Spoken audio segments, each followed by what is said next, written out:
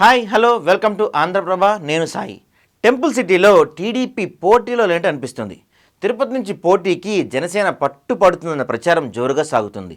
జనసేనని పవన్ కళ్యాణ్ పోటీ చేస్తాడని ముందు నుంచి జరుగుతున్న ప్రచారంపై స్పష్టత లేకపోయినా బలమైన అభ్యర్థి కోసం మాత్రం జనసేన కసరత్తు చేస్తూ వస్తుంది.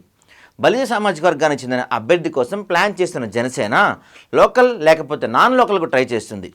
జనసేన పరిశీలనలో ఇప్పటికీ ఉమ్మడి చిత్తూరు జిల్లాకు చెందిన బలిజ నేతల పేర్లు పరిశీలన ఉండడంతో తిరుపతి టికెట్ కోసం తీవ్ర ప్రయత్నం చేస్తున్న టీడీపీ ఆశావాహుల్లో గందరగోళం నెలకొంది.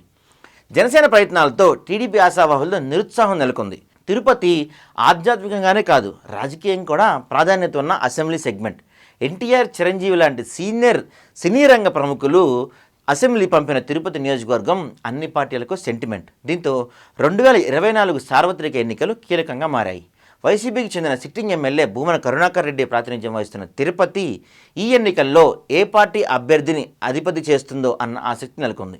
ఈ ఎన్నికలకు సిట్టింగ్ ఎమ్మెల్యేగా ఉన్న టీటీడీ చైర్మన్ భూమన కరుణాకర్ రెడ్డి దూరంగా ఉండగా ఆయన కొడుకు వారసత్వం అందిపుచ్చుకున్నారు.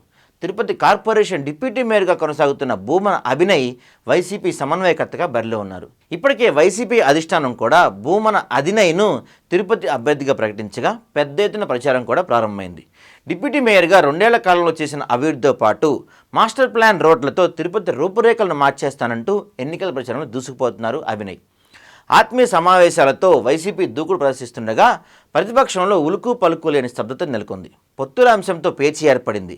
టీడీపీతో జతకట్టిన జనసేన కూటమిలో బీజేపీ పొత్తు ఉంటున్న ప్రచారం కొలిక్కి రాకపోవడంతో ప్రత్యర్థిగా నిలిచే పార్టీ ఏదైనా దానిపై స్పష్టత రావడం లేదు. అయితే టీడీపీ జనసేన తొలి ఉమ్మడి జాబితా ప్రకటన తర్వాత తిరుపతి నుంచి జనసేన పోటీలో ఉంటున్న ప్రచారం జోరందుకుంది.